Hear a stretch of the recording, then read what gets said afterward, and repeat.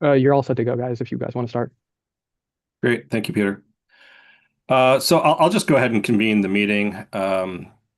This is the meeting of the Sewage Disposal Working Group. My name is Jim Paris, and I'm one of your three co-chairs, along with my colleagues Sonia Brinkworth and John Koskowski. I want to just thank everyone for being here today. And in the interest of time, we'll just really hop right into the agenda. Um, With regard to opening comments, I don't think I see any legislators on. Oh, no, I do. If there are any legislators on that would like to make opening comments, I'd open the floor to you to do so. Sure. I'll start. Senator Saud Anwar, Hmm. one of the co-chairs Public Health Committee. Thank you for everyone's time and your experience and your insight to help us out. Thank you so much. Thank you, Senator. Representative McCarthy Behe, I don't know if I think I see you here, if you'd like to make some comments as well. Thank you very much, Jim, and thanks to all of you for your continuing and ongoing work. And I know to Jim and the other our chairs, we will hope to circle back. We were supposed to have a little prep meeting earlier today. Unfortunately, we had to postpone that, but we will circle back and just make sure. I think that we're all on the same page. I think you guys have a lot of work ahead of you. We're really grateful for that. We want to make sure we stay targeted on what that statute Recording in intended progress. us to take a look at, and really grateful. A little bit of echoing there. Okay. All right. Thanks, Jim. Looking forward to today. Thank you, Representative.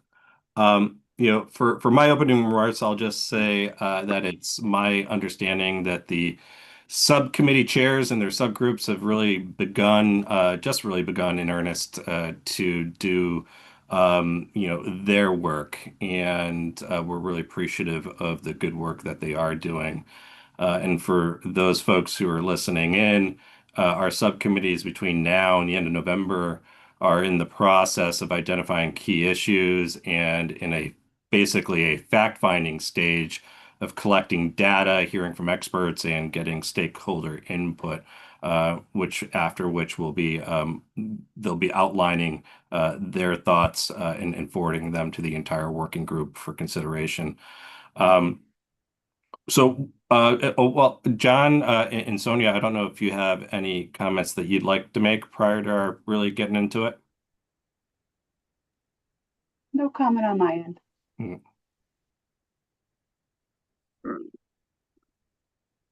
John, how about yourself? I'll take that as a no. So we're going to go ahead and get right into the meat of today's meeting, which is the subcommittee reports. I'll just go ahead and do the honors of getting started and doing the Nitrogen and Environment Subcommittee report in the absence of David Potts, who wasn't able to make it to this meeting with us today. So it'll be short because we really only had one meeting to date. We met on October 16th. Much of our discussion pretty much surrounded around what data was needed to inform how we should proceed. There was a general agreement with the working group members or the subcommittee members that DMR data regarding subsurface, AT, municipal, and stormwater would be valuable for us to get a baseline understanding of nitrogen loads in the environment. And we'll be exploring how we can obtain that data from the deep and elsewhere. The working group has basically been tasked with reviewing the draft DPH regulations and a email that was provided by Stu Fairbanks from our subcommittee, and after which we'll be basically meeting on November 3rd, starting at 8 p.m. or 8 a.m. for a 4-hour meeting, where we'll be discussing the draft regs and the comments made by Stu. And we're also in the process of scheduling our first expert, who is the former director of the Mass Test Center, who I understand was instrumental in putting the mass nitrogen program together. So that's really all I have at the moment. If there's anyone on our subcommittee that has anything to add that I might have missed, you can certainly feel free to do so now.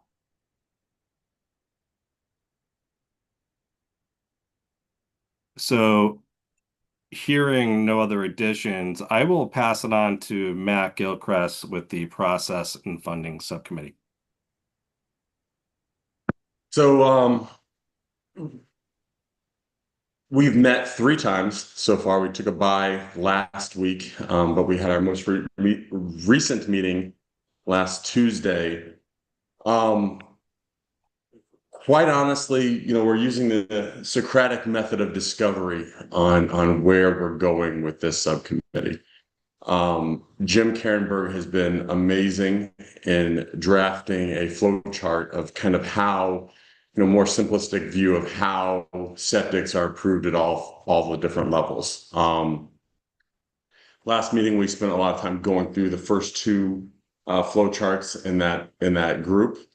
And what happens is we start to dive into details along the way, discovering, okay, where are the inconsistencies from our experiences and where are the inconsistencies between the different health departments and the Department of Public Health. Matt Pollock has been amazing in kind of guiding us through, a lot of the state regulation side, and really having Jim and Matt on the calls has really, brought a lot of information to our group. And I know the least, so I'm able to ask lots of questions, and we're teasing out some really good answers. And what our goal right now is to discover areas for clarity and consistency in the program. And then we're identifying a lot of things like additional requirements for training and funding in order to achieve those goals. So right now we're still teasing out all the issues. And I think after the next couple meetings, I think we'll have a really clear path of where we need to go as a group. And then, we're also kind of waiting on the other 2 groups to tell us what you come up with so we can help put that process, incorporate that into the process of how we already do things. So that's about where I am. Jim, Matt, anybody else on the group? John, want to pipe in and add anything? So that's where we're at, Jim. Thank you, Matt. Much appreciated. Sonia, Bob, I'm not sure who would like to take it for the Regulations and Legal Subcommittee and provide an overview. Bob? I'm up. Well, thank you. We've been meeting weekly, and right now just going through the regulation as proposed, and we've teased out a bunch of inconsistencies and created a whole bunch of questions. I can throw them out, and some folks may be able to start working on them. We've identified actually a couple of missing sections, and there are some citation errors in there. And one of the big things of concern is that throughout the proposed regulation, it continues to make reference to the technical standards in specific sections. However, the 2024 edition of the technical standards is what's still listed on the environmental engineering website. So the question then becomes, are we going to look at approving the section of the public health code that makes reference to the revised technical standards, which in theory have not been adopted or approved? So we're kind of looking at how do we move forward with that, or maybe we can get some guidance from that at some point.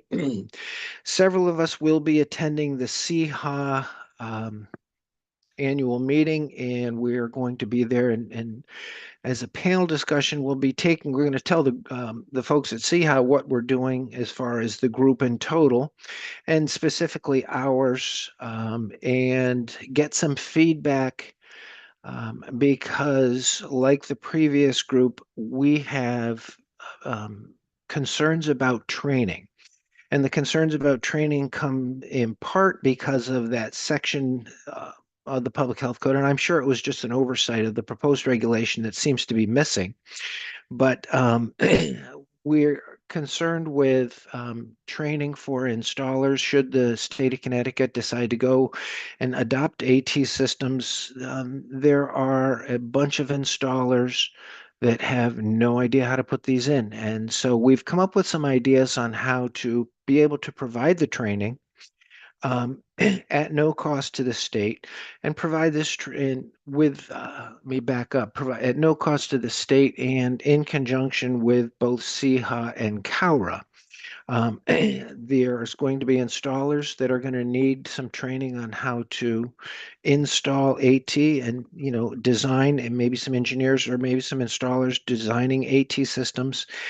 And there's a whole bunch of regulators that will have absolutely no idea what they're looking at when they go out to do an inspection or do a plan review. And so we want to ensure that that is addressed, whether that's addressed in the public health code section that's under review right now, or that's going to be in this latest revision of the technical standards, which I'm assuming, is this the chicken or the egg is coming first here? Is it the public health code section that's going to be approved in the technical standards section afterward? At which point the references that are made to the technical standards in this proposed legislation might make sense, but the way they're written right now, it makes reference to sections that do not even exist in the 2024 version of the technical standards.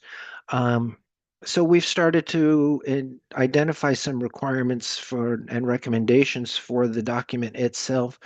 And the general consensus throughout the group is that the environment trumps economics, and such that if a piece of property isn't going to work, it's just plain not going to work. And we're cognizant of affordable housing, and we are keeping that in consideration. But the ultimate goal of everybody in public health is to protect the public health.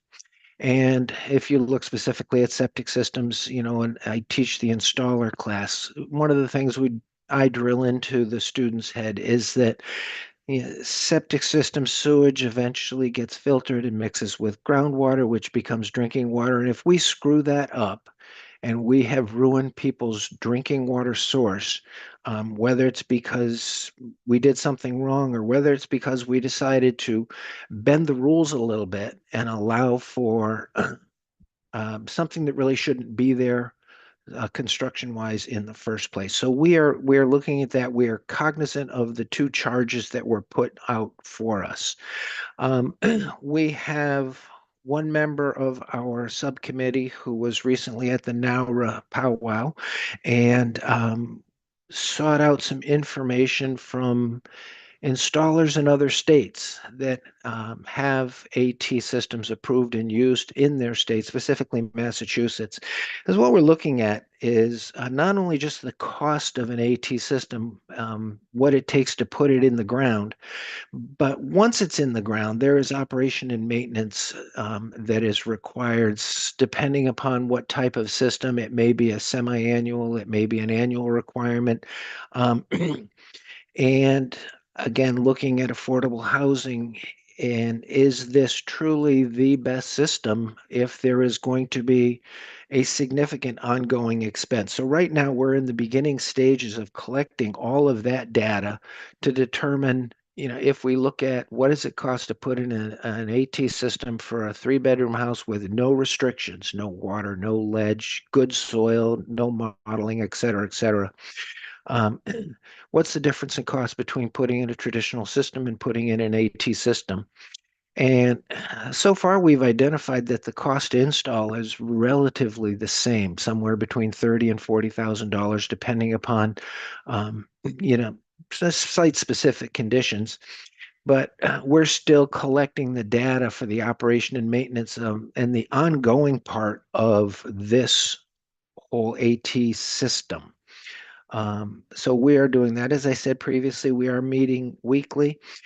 Some of the things that we're tasked with, we're going to need some answers from the other groups, specifically the nitrogen group, in that we're asked to make some reference, and the document itself, the proposed legislation, makes reference to nitrogen, and we haven't seen that yet. So that one's kind of back burner until we get some more information from the nitrogen subcommittee. And again, training is going to be important. We understand the costs both to local health, state of Connecticut, and et cetera. But we've got some good ideas on how to make that happen. Is there anybody else on our little subcommittee that wants to chime in? Yeah, thanks, Bob. I would like to. I just want to provide some clarification to the group. The group has not identified the inconsistencies that Bob discussed. I don't know if that, like in the regs, that might have been in other side conversations outside of kind of our actual working group meetings. So we haven't actually come to a consensus on any inconsistencies in the reg. We've sent out the reg to everyone in the group to discuss, and maybe there have been other conversations, but those haven't. But the reg itself has not been, we have not dived in deeply as a group and discussed that at this point. The other thing I will say, and I would like Dante to jump in with a little bit of information here, is that we can't approve new technical standards until we approve the regulation. So it's possible that the technical standards that you're referencing are older and are not related to the current proposed reg. We have proposed new technical standards, but we cannot implement those until the regulation is passed. And then a couple of the other things, Bob, I hope that our updates in the future can just kind of stick to things the group has discussed all together in our public meetings, because I felt like the update went a little bit out of scope of what we have discussed so far. But Dante, do you want to jump in a little bit about the regs technical standard stuff? Yeah. So, and Matt is a great partner here too, because this is really his area of expertise, but I can speak to how it's supposed to work together, right? And so we explained to our subcommittee, and I think it's great for everybody here to hear this, is that the technical standards are now codified in statute, which is something that they really should have been for, forever. So we've provided that foundation, which then allows us to refer to them fully in regulation. And the goal, of course, is to have the technical standards be this sort of easy to update resource so that, as you know, the regs process is really challenging and onerous as this technology, the sort of various understandings and engineering might change more rapidly than we can keep up with the reg. The tech standards are there to set your specifications. And so in the spring, DPH circulated new proposed tech standards that were designed to reflect the transfer of jurisdiction. So Bob, that's really what you should be looking at when you're comparing the references that are baked into the regulation, because obviously we want the regulation and the tech standards to be a cohesive package. And if we're going to be able to refer to the tech standards, sort of to develop the really detailed specifications of what a certain type of system is supposed to be like, that needs to be reflected in the tech standards. So the goal would be, once the regulations are basically approved or very close to it, the tech standards would then be approved internally. They go through commissioner approval process. They're not reg. They would kind of be rolled out together as a package. And Matt, I don't know if you have anything you want to chime in on there, but the references that are built into there are designed for, an updated version of the tech standards that fully reflects the systems that are being transferred to DPH jurisdiction. Yeah, I think you covered everything. So some of the missing pieces, basically what you are perceived as missing pieces, again, will be addressed once everything moves through. It's sort of, you can't do the next standards without having the regs passed. And so part of the subcommittee, perhaps that there might be some changes even to those at this point. So we kind of have to hang tight before we could make those changes to technical standards until we finalize those reg changes. And again, this whole committee is for that purpose, potentially, to look at that. Mm-hmm. Thank you, Dante. Mm-hmm. And these draft technical standards are where? They were shared with the your advisory They were committee, right, shared Matt, with- in the spring.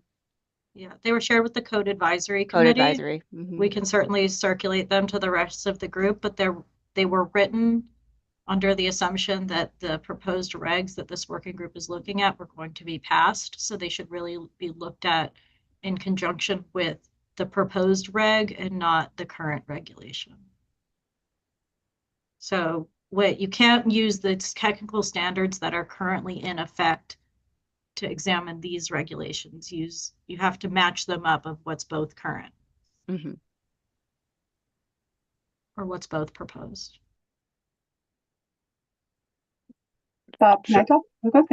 Yeah, So- jump in because Okay, so one of the things I wanted to mention is that he's commenting on the regulations. Like, that's definitely not a conversation that we had. We've only met last week and I think 2 weeks before that or a week before that. We're meeting again next week. That conversation would carry over. So the intent was to take a look at them, see if there are any changes that need to be done. I mean, again, we were talking just about the training part, which I think, was one of those things of, wait, what happened to it? Maybe it isn't the technical standards. This is a great conversation to have for us next week. The one that did point out, though, one big thing is that our conversation kept going around funding. So I know that we're definitely going to want to work with the funding and process committee. A lot of the conversation was about funding and how to do this so that we can do it properly. I just wanted to mention that we are meeting next week, and we are going to be meeting with some of our representatives and legislators to kind of help focus some of these conversations. But that will be soon, and we can get back to our subcommittees with that information. But as far as what Bob was doing, looking at those regulations, him and a few others aren't as familiar because we've been looking at them the whole time. Like, I made comments on them myself. So when you get into them, now is a discussion of, what is the trading there? Is it not there? And this technical standards conversation is great. So the proposed technical standards, even though they're not going to be released, would be helpful to look at in conjunction with the regulations that are proposed, so that exactly what the tech standards are released. We can recirculate them, but the proposed tech standards for the proposed regs have been released, but we can recirculate. Yeah, because I don't think there's anyone in our group who is on the code advisory committee. Okay, So I think they were sent to local health as well. Okay. Through I'll send them over to you. I'll send them over to you, and we can widely distribute those with your proposed regulations. Absolutely. Thank you, Sonia. Thank you, and everybody. Is there any additional comments pertaining to Bob's presentation? If not, thank you, Bob. That was an incredibly thorough presentation. Really appreciate your going through that. It's interesting to hear that there is starting to become potential overlap, obviously with the discussion of funding and training being one that appears to have come to the surface. I would suggest, and if folks are inclined, that where there is overlap, an opportunity to have broader discussions, I would encourage subcommittees to potentially even join together for a meeting or two if they were to find that valuable in having those conversations amongst the multiple subcommittees if necessary. I just wanted to mention also, Bob, just for like clarification and for clarity of the record, if you will. There were a couple of times where you referenced affordable housing. And I just wanted to kind of bring folks back to the public act that created this working group, remind folks that in part what we're here to do is to find balance between costs associated with development of housing and a risk-based approach to protecting public health and the environment. Nowhere in the public act of creating this working group does it reference affordable housing. Our goal here is to build affordably while ensuring that the life and health and safety and environment of the state of Connecticut and its residents are at the forefront. So I just want that to be out there, and if folks when talking about the scope of work could really keep in mind that what we're talking about is how do we build affordably while ensuring and maintaining the public safety, health, and environment are at the forefront. So are Jim? there any additional comments? Yes, Jim. Yes. This is Kristen McCarthy-Vahey. Hmm. I did not mean to talk over you. So No, were no, you? of course not. Okay, and thank you. Thank you for this conversation. I think this is a little bit what I was alluding to earlier is we want to be really in line with what the statute says and with what our working groups are doing. And there is, whenever we talk about housing and housing development, we could actually spend a lot of time talking about a lot of different aspects. And you all are doing very important work here to talk about how we get to these specific pieces, so that I appreciate very much what you said, Jim. We can look at building affordably, because affordability is an issue that impacts every Connecticut resident, whatever type of housing they're living in. So I think that's really important. And I think we will, meaning myself, and the majority leader's office, work with you as the co-chairs and as the subcommittee members. I think the other thing I'll just say, which is more administrative, is that there, of course, all of you are going to be having conversations as you do your investigating. I think Matt Gilchrist, you used that term, and curious learning. But that when we talk about the work of the committee, that it's the public meetings that we really need to focus on, because we've set up a process and the statute asks for that, that is, open and transparent conversation too. So how we bring those things together, and largely so that we can most effectively communicate then to the legislature, to the Department of Public Health, and with the Department of Public Health and DEEP, what it is, our partners, we're all working together, all of you, our executive branch partners in the legislature, to try and come up with the most effective and well-balanced policy. So that's a long way of saying, it's easy for us to go broad, and we're probably going to have to continue to help each other to stay narrow and focused on the really important work that you're doing here. And thank you. Thank you, Representative. Any additional comments before we move on?